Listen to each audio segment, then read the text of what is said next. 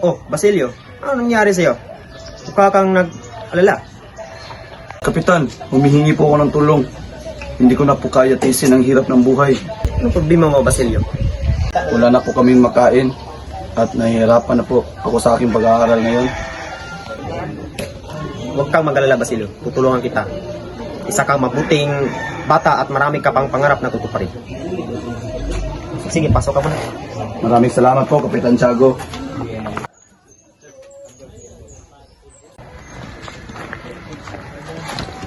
Kapitan Tiago, kumusta ka? Buti naman, Padre. Salamat sa pagdating. Tara na, magsalo-salo tayo sa loob.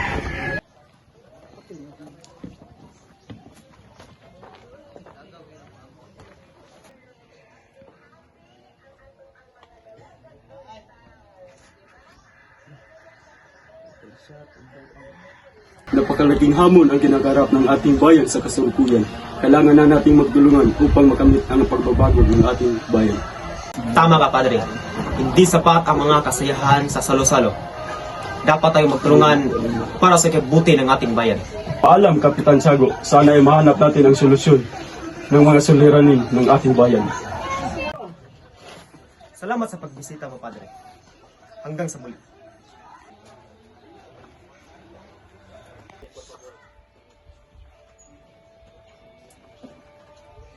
Panginoon, tulungan mo kaming kapagtagumpayan ang aming pagsubok na kakaharapin. Amen. Magandang gabi sa inyo, mga Ginoo. Salamat sa pagpunta sa aking munting tahanan. Naway magustuhan ninyo ang handa namin. Maraming salamat, Kapitan Tiago. Hindi ko akalain magiging ganito kabuluhan ang ating pagtitipon ngayong gabi.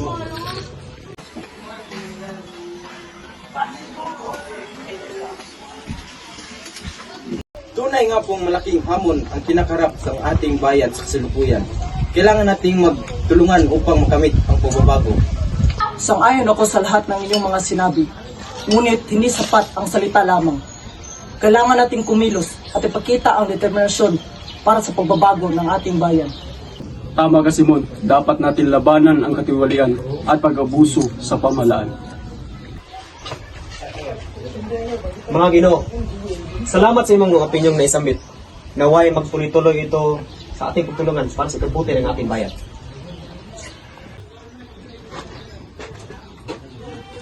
Maraming salamat, Kapitan Tiago. Maraming salamat mga Ginoo. Hanggang sa muli.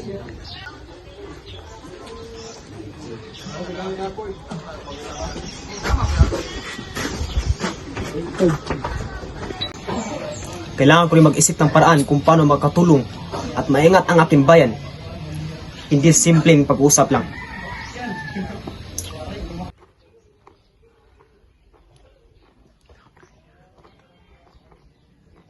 Anak kong Maria Clara, sana'y makita na kita. Sana ligtas ka sa inyong pinahayag na ngayon.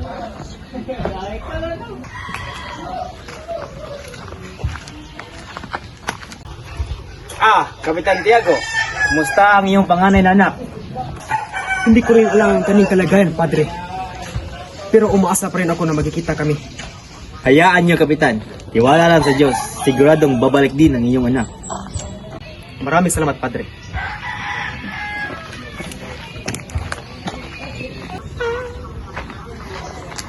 Kapitan Tiago, mayroon akong panukala para sa ikakaunlad ng ating bayan. Natapos ang kanilang pag-uusap, umalis sina Don Custodio at Kapitan Tiago. Magkasabay naman na lumabas sina Benzaib at Padre Camora na may masamang pakay. Ito aking mga ideya para sa modernisasyon ng ating sistema. Kailangan natin ng pagbabago. Interesante ang usapan nila. Makakatulong ito sa aking susunod na artikulo.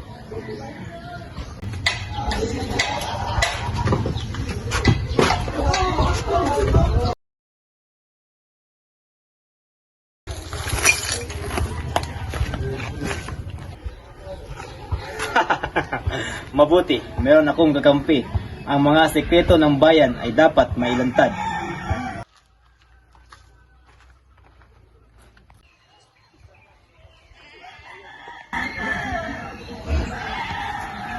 Magandang umaga, Ginoo. Magandang umaga rin.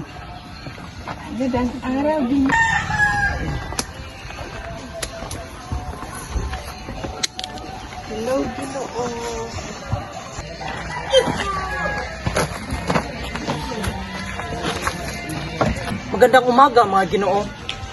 Maaari bang magtanong? Ito ba ang bahay ni Padre Florentino? Oo, dito po, Ginoo. Maraming salamat.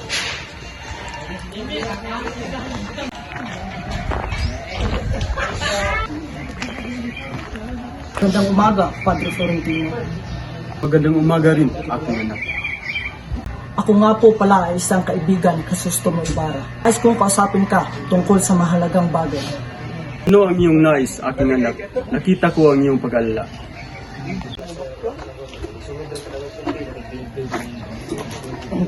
Ito po, Padre, ay sa mga nangangailangan. Nais ko pong tumulong sa mga mahihirap. Salamat sa iyong kabutihan. Ngunit ang tunay na pagbabago ay nagsimula sa loob ng puso ng bawat isa.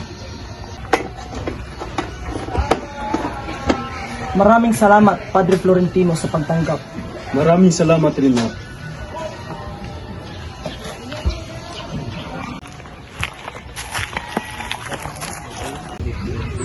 Magandang araw po. Ako po si Basilio, isa po akong manggagamot. At mayroon po akong dalang gamot na maaaring makatulong po sa inyo. Pakipakita nga yung mga produkto. Ito po.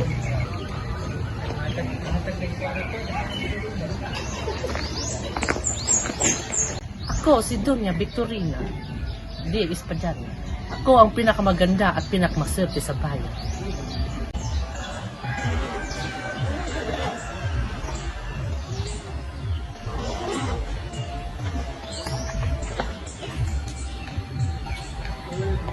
Huwag kang mawawala ng pag-asa, Basilio. Ang iyong pagsisikap ay magbunga rin ng kabutihan. Maraming salamat po sa lahat ng payong binigay mo sa akin, Padre Florentino. Walang anuman, Basilio.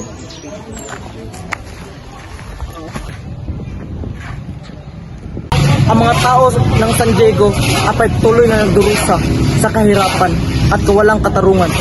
Kailangan natin magkaroon ng pagbabago.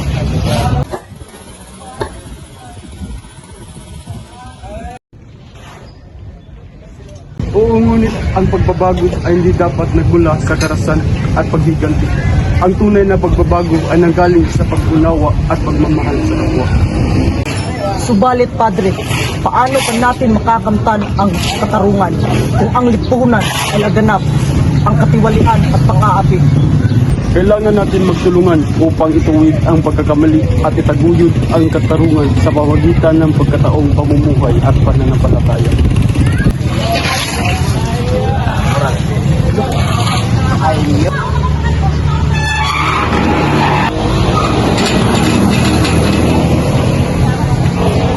Paano kumiligtas ang ating bayan mula sa pagdurusa at paghihirap? Kailangan ko ng inspirasyon. Isagani, narito ako. Nais kong ibahagi sa iyo ang aking kaligayahan at ang aking pagmamahal. Salamat sa iyong pagmamahal, Paulita. Ikaw ang aking inspirasyon at lakas sa gitna ng mga pagsubok.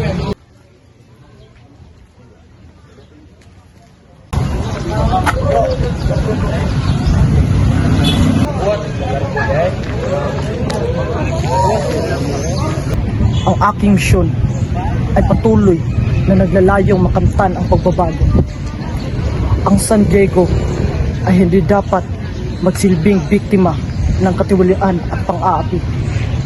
Mga kapatid, hanggang kailan tayo magtitiis sa pang-aapi ng mga praile at mga kapangyarihan?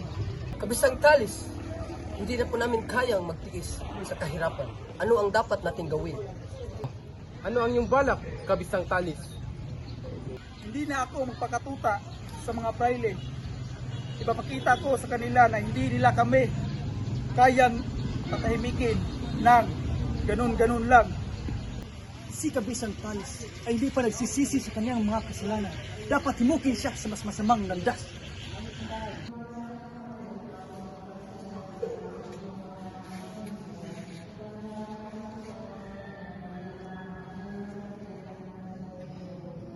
O, tignan mo siya. Sisi mo na mayamang na iwan. Si Simon? Bakit siya nandito?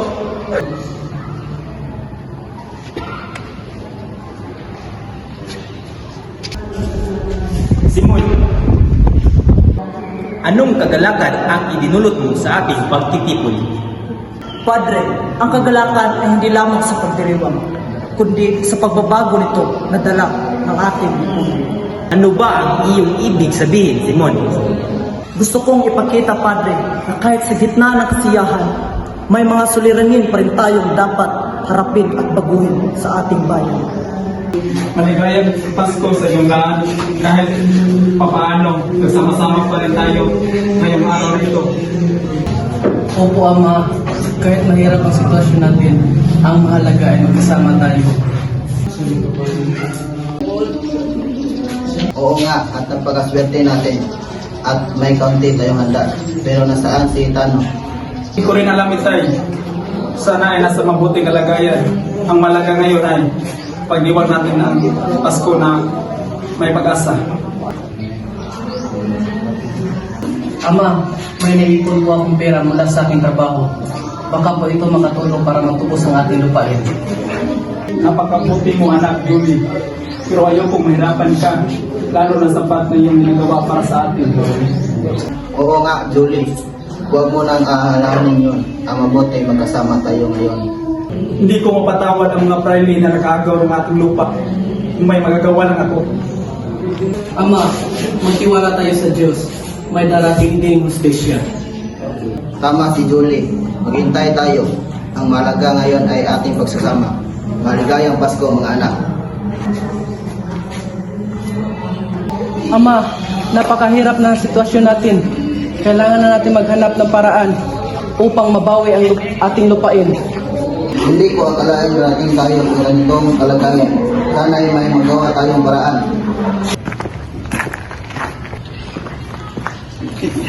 Julie, narinig ko ang nangyari. Dapat kang magdasal ng mabuti. Isama mo sa inyong mga dasal ang pagbabalik ng inyong lupa. Opo, Hermana. Lagi po akong nagdarasal. Julie, kailangan mo magpakabuti at magtiis. Ang Diyos lang ang bahala sa iyo.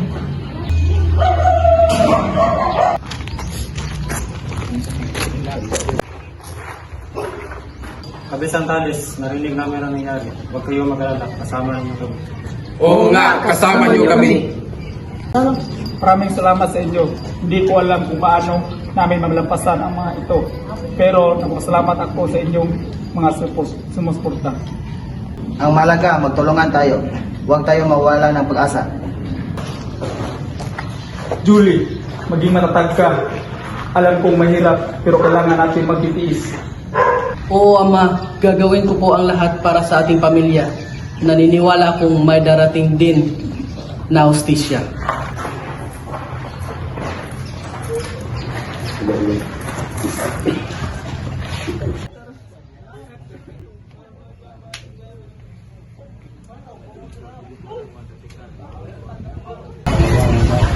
Napakaganda ng figure na ito. Tunay at karapat-dapat para sa ating mga panahon.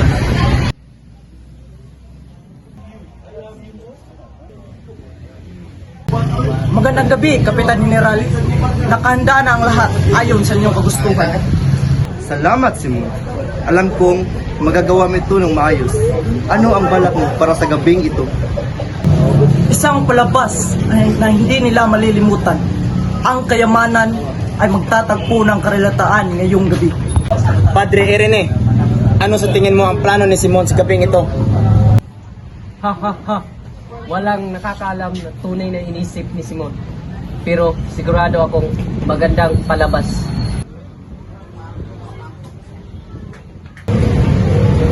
Narinig ko na may surprise sa Simon para sa ating lahat. Hindi na ako maghihintay na makita ito. Sana ay isang bagay na magbibigay siya at hindi ng kaguluhan.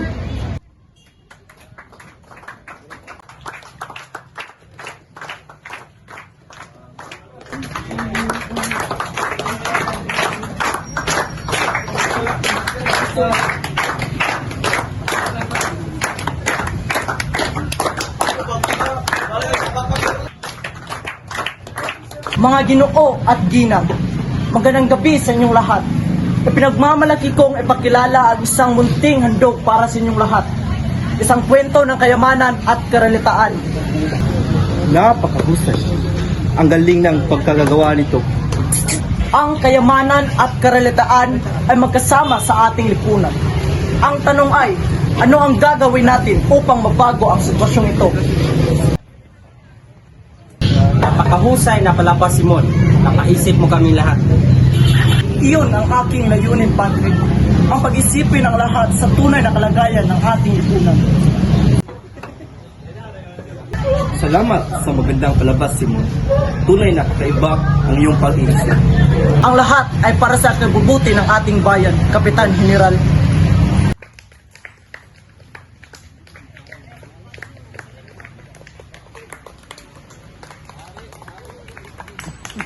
Napakaganda dito sa Peria.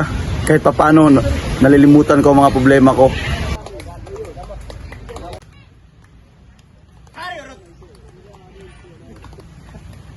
Hindi ko akalaing makikita kita rito. Basilio, mabuti at nagkita tayo. Kamusta ka na? Anong ginagawa mo rito sa perya? Gusto ko lang maglibang at makalimutan ang mga alalahanin sa universidad. Alam mo, Basilio, ang perya nito ay hindi lamang para sa kasiyahan. May mas malalim na kahulugan ang mga nangyayari dito. Ano ang ibig mong sabihin, Simon? May mga bagay na kailangan mong malaman, Basilio. Ngunit hindi dito at hindi ngayon. Maghintay ka at magiging malinaw din ang lahat. Hiruga, kailangan ko ng tulong mo.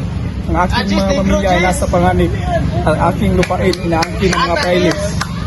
Talis, naiintindihan ko ang iyong sitwasyon. Ngunit kailangan natin mag-ingat. Maraming mata ang nagmamatyag sa atin. Gagawin ko ang lahat upang mapaitanggol ang aking mga pamilya at ari-arian. Kailangan kong maghanap ng paraan upang lumalaban. May mga plano si Simon na maaaring makatulong sa atin. Magtiwala ka sa kanya, Talis.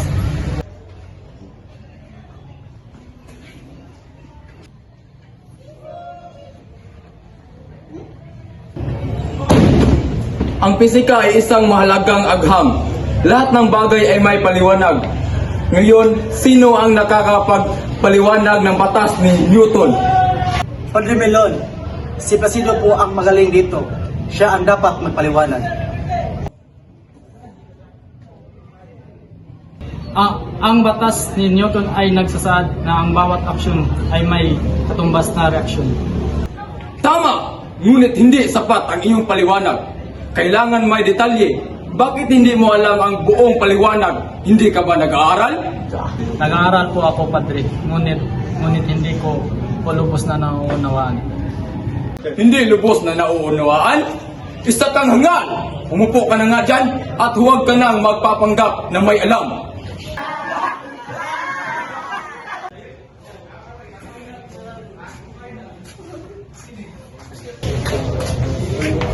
Placido, ano bang nangyari sa iyo? Bakit hindi mo nasagot ng tama ang tanong ni Padre Melon? Juanito, sinadya mo yun? Alam mo, hindi ako handa. Nako, Placido, huwag kang masyadong seryoso. Isang biro lang yun, mag-aanin mo naman ang buhay. Hindi lahat ng bagay ay biro, Juanito. Hindi mo naiintindihan ang hirap ng nararamdaman ko. Sige na nga, ikaw na ang magaling.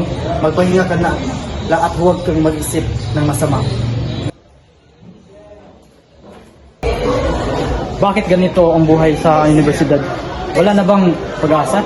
Kailangan ko bang magtiis sa ganitong sistema?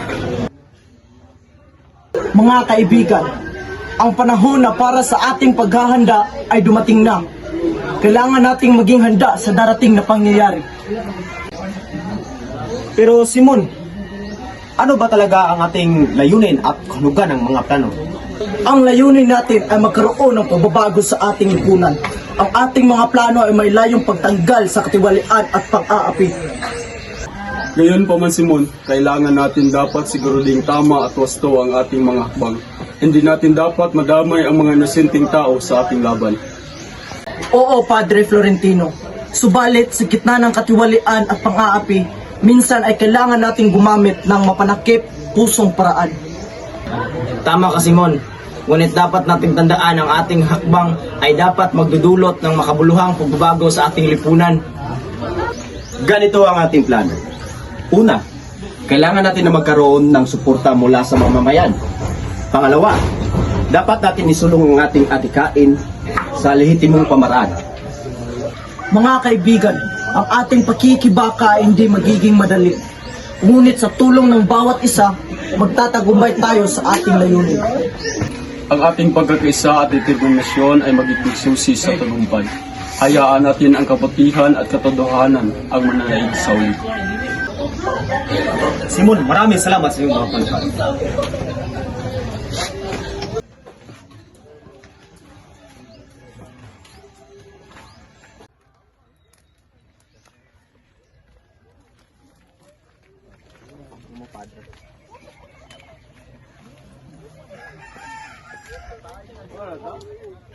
Pedro, may narinig ka ba nangyari sa kalye kagabi? Oo kaibigan, hindi pagkaraniwan ang mga kwento, parang hindi totoong nangyari. Anong nangyari nga ba? Sabi ng mga nakakita, may kaibang kaguluhan parang hindi galing sa karaniwang tao na nagsimula. Talaga? Ano nangyari nga ba? Hindi pa rin alam ng mga tao, parang may nagsasabi na hindi lang basta bangungot ang nangyari kagabi, parang may mas malalim na dahilan. Nakakatakot naman yan. Sana hindi lumala ang mga pangyayari. Oo nga, dapat tayong maging ingat at maging handa sa anumang mangyari.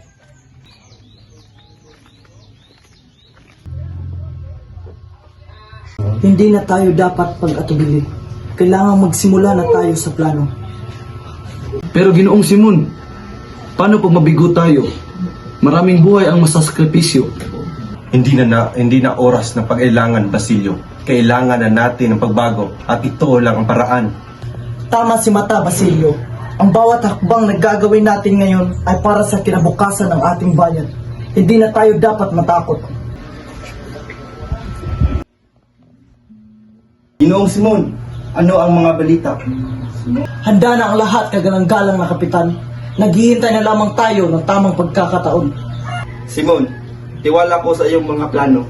Pero kailangan kong malaman kung sigurado kang magtatagumpay tayo. Walang pag-aalilangan, kapitan. Ang oras ng pagbangon ay dumating na. Sana'y tama kayo, Ginoong Simon. Totoo nga, sana tama ka, Ginoong Simon. Kailangan nating magtiwala para ito sa ating bayan.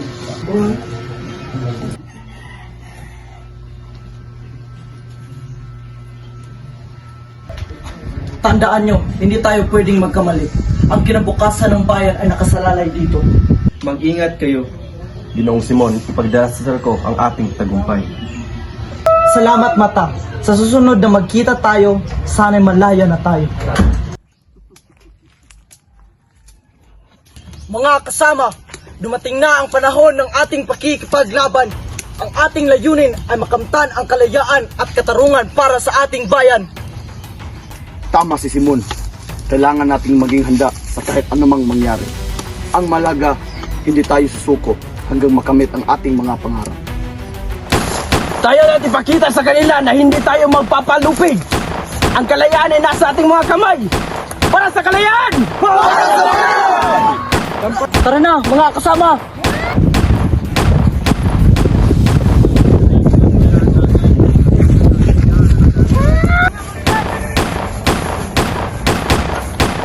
Mga kasama, mayroong mga katimonero!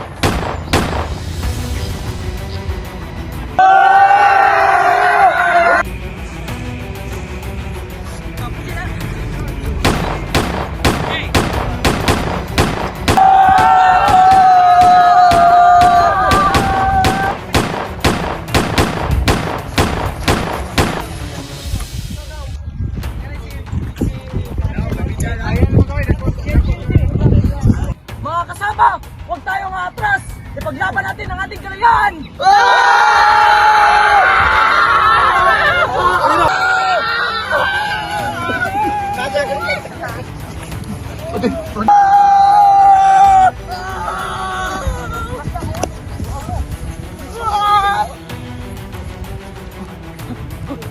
Mga kasama, isang huling pagsugod na lang para sa ating kalayaan. Hindi tayo magpapatalo. Para sa ating mga mahal sa buhay. Para sa ating bayan. para sa katarungan at kalayaan. General, inatake na tayo ng Katipunero. Sige, maghanda kayo. Sasalubugin natin sila.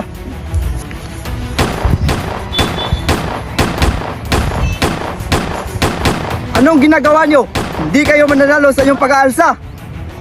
Kapitan, General, hindi na kami papayag na gawin nyo pa kaming alipin. Ang dugo at buhay ng aming mga kababayan ay alay para sa kalayaan. Hindi na kami aatras. Ang katarungan ay nasa aming panig.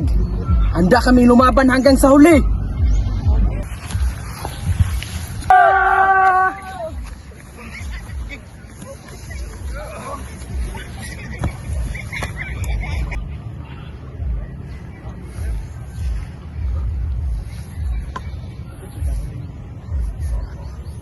Ginoong Simon, ano ang nangyari sa iyo? Padre Florentino, kailangan ko ng tulong mo. Nasa panganib ako. Halika, umupo ka muna. Anong nangyari sa iyo? Nabigo ang aking mga plano, Padre. Ako'y tinutugis ng mga gwardiya sibil. Ang iyong paghiganti ay nagdulot ng kapamakan, Simon. Ano ang mangyayari sa bayan? Ang aking mga pangarap para sa kalayaan ay naging pangunit. Subalit may iniwan akong kayamanan. Ito ay para sa mga susunod na magtatangkang magpalaya sa bayan. Simon, ano nangyari sa iyo? Don Divorcio, kayo'y lumayo na. Ako'y wala ng pag-asa. Ginoong Simon, itago mo ang iyong kayamanan. Isang araw, ang bayan ay magpapalaya sa sarili ito nang hindi pamagitan ng dahas kundi sa pamagitan ng pagkisa at edukasyon. Sana nga, Padre. Sana'y magkatotoo ang iyong mga salita. Jumin, anong nangyayari? Isagani, ito si Simon. Siya ay nangangailangan ng tulong. Ginoong Simon, paano namin kayo matutulungan? Hindi na ako mahalaga, Isagani. Ang mahalaga ay ang kinabukasan ng ating bayan. Itago ninyo ang aking kayamanan at gamitin ito para sa kalayaan. Huwag kang mag-alala, Simon. Ang iyong sakripisyo ay hindi masasayang. Jumin, ano na po mangyayari ngayon? Paano natin itutuloy ang laban? Isagani, ang laban ay hindi natatapos sa kamatayan ni Simon. Dapat tayong magpatuloy sa pamamagitan ng tamang pamamaraan. Pero paano po? Ang mga tao ay takot at walang tiwala sa pamalaan. Kailangan natin ng edukasyon at pagkakaisa. Ang pagbabago ay di magakamtan sa isang gabi. Dapat tayong maghintay at magtiwala sa makapangyarihan ng katotohanan. Padre Florentino, kung binasa mo ito, ako ay wala na sa mundong ito. Ang aking mga pangarap ay hindi natupad. Ngunit hindi ako mawala ng pag-asa para sa ating bayan. Itapon mo ang aking mga kayamanan sa dagat upang hindi magamit sa kasamaan. Ang tunay na yaman ay nasa puso ng bawat Pilipino. Naway ang aking kamatayan ay nagdulot ng kaliwanagan sa isip ng mga kabataan. Magtiwala tayo sa kapangyarihan ng edukasyon at pagkakaisa. Ipagpatuloy ang laban para sa kalayaan sa tamang pamamaraan. Panginoon, tanggapin mo ang mga yamang ito. Naway maging simbolo ito ng bagong simula para sa aming bayan.